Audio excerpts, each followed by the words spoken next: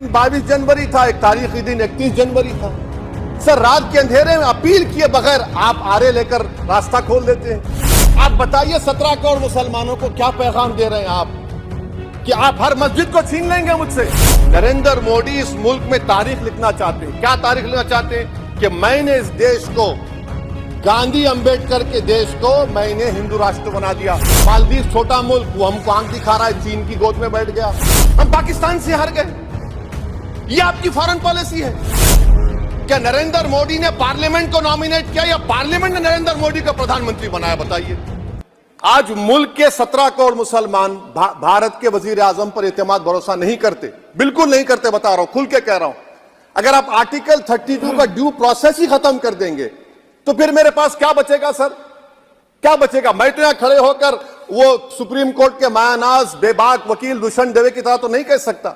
मुझे आज भी रूल ऑफ लॉ में भरोसा है, मुझे आज भी कानून पर, संविधान पर भरोसा है, मगर ड्यू प्रोसेस तो फॉलो होना चाहिए। ड्यू प्रोसेस फॉलो नहीं हो रहा। एक तारीखी दिन 22 जनवरी था, एक तारीखी दिन 31 जनवरी था। सर, रात के अंधेरे में अपील किए बगैर आप आरे लेकर रास्ता खोल देते हैं। क्या पैगाम दे रहे हैं सर? 600 साल की मेहरौली की मस्जिद को बगैर को नोटिस दिए आपने डिमोलिश कर दिया। मैं जिम्मेदारी के साथ कह रहा हूं कि भारत के प्रधानमंत्री और उनकी सरकार भारत के मुसलमानों से उनकी शनाख्त को छीनना चाहते हैं।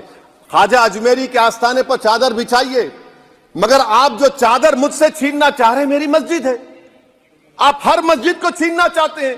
आप बताइए 17 करोड़ मुसलमानों को क्या पैगाम दे रहे हैं आप कि आप हर मस्जिद को छीन लेंगे मुझसे? फिर मेरा वजूद किस माने रखता है? मेरा शनाख्त क्या माने रखता है? रूल ऑफ लॉ क्या माने? अच्छा, 1991 के प्लेसेस ऑफ वर्शिप एक्ट पर क्यों नहीं बोलते आप लोग? आप उस पर कायम है नहीं है।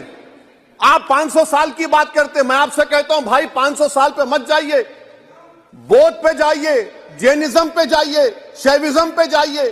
कहां रुकेंगे? अरे इस देश को आजादी मिली 47 में, संविधान मिला हमको बाबा साहब अंबेडकर का, बराबरी का। उससे पहले तो राजा रजवाड़े थे, जमहूरियत नहीं थी, लोकतंत्र नहीं था, मगर आप उसको उस बारे में लेके जाते। अरे 500 साल आगे क्या होगा बताइए?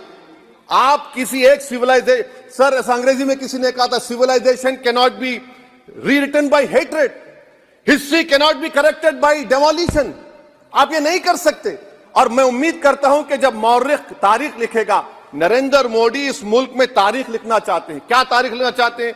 कि मैंने इस देश को, गांधी अंबेडकर के देश को मैंने हिंदू राष्ट्र बना दिया।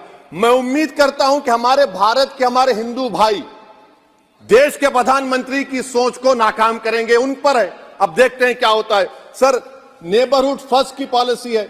नेबरहुड फर्स्ट क्या हो रहा है सर? हम सोशल मीडिया के जरिए फॉरेन पॉलिसी चला रहे हैं। मालदीव छोटा मुल्क, वो हमको आंख दिखा रहा है, चीन की गोद में बैठ गया। हमारे लद्दाख में हमारे जो लोग जानवर को लेकर घास चराए जाते, वहां पर चीन की आर्मी आके रोक रही। बताइए, बांग्लादेश चीन की गोद में बैठा हुआ है। आप गैलेंट्री अवार्ड दे रहे हैं, क्यों दे रहे हैं? कि चीन बैठा हुआ है। तो आपका बफर जोन गया कहां भाई साहब? आपका बफर जोन तो कहां गया नहीं मालूम, गायब हो गया बफर जोन। और दूसरी बात सर, आप ये भी देख लीजिए कि यहां पर मैं आपको इंपॉर्टेंट पॉइंट ये बताना चाह रहा हूं सर। ये हम बोलते हैं India middle east economic corridor, कितना पैसा है बताइए? वो नहीं बताया जाता। अच्छा सर, सबसे तकलीफ दे बात मेरे लिए है कि भारत ने यूनेस्को का इलेक्शन पाकिस्तान से हार गया। हम पाकिस्तान से हार गए। ये आपकी फॉरेन पॉलिसी है। यूनेस्को के इलेक्शन हम पाकिस्तान से हार गए। अच्छा, मामला इजराइल का, फलस्तीन का, गाजा का आया। अक्टूबर में 10,000 लोग मर गए, हमने यूएन में सीज फायर की तायीद नहीं की। दिसंबर आया, 20,000 मर गए, तो हमने तायीद कर दी। क्यों तायीद की? क्योंकि ग्लोबल साउथ को हमको फॉलो करना पड़ रहा। भारत ग्लोबल साउथ को फॉलो कर रहा है। मेरे तकलीफ दे बात है। यह आपकी नाकामी का बहुत बड़ा सबूत है। इसीलिए हम बता रहे हैं कि यह सरकार की बहुत से नाकाम। अलीगढ़ मुस्लिम यूनिवर्सिटी, आखिरी पॉइंट, अलीगढ़ मुस्लिम यूनिवर्सिटी। सर, आप उत्तर प्रदेश से आते हैं। सर, 81 में एक्ट पास हुआ।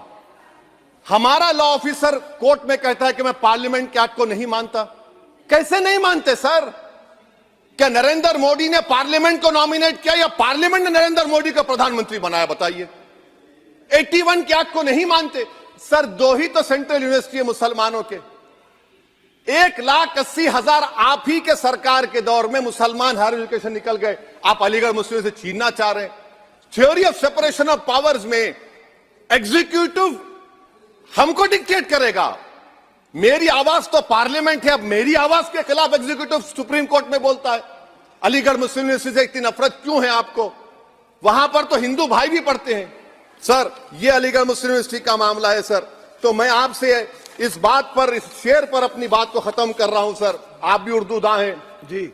मसीहाओं को जब भी आवाज दी है, अहमद फराज का शेर है जी जी, मसीहाओं को जब भी आवाज दी है, पलट कर आ गए हर बार कातिल। मसीहाओं को जब भी आवाज दी है, पलट कर आ गए हर बार कातिल।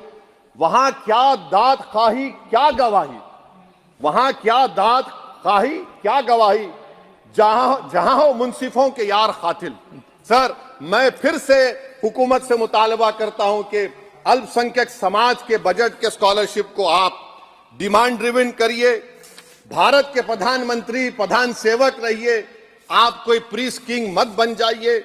आप जीतेंगे, कौन जीतेंगे देश तय करेगा, मगर याद रखिए 17 करोड़ मुसलमान आज गम और गुस्से में हैं और इस बात को महसूस कर रहे हैं, इस बात को महसूस कर रहे हैं कि प्रधानमंत्री को हम नोट नहीं दिए मगर हमारा प्रधानमंत्री है। आखिर ये प्रधानमंत्री 17 करोड़ मुसलमानों की उनकी शनाख्त को कैसे मिटा रहे हैं, कैसे उनको आप मार्जिनलाइज कर रहे हैं। इसीलिए सर, मैं उम्मीद करता हूं कि हमारे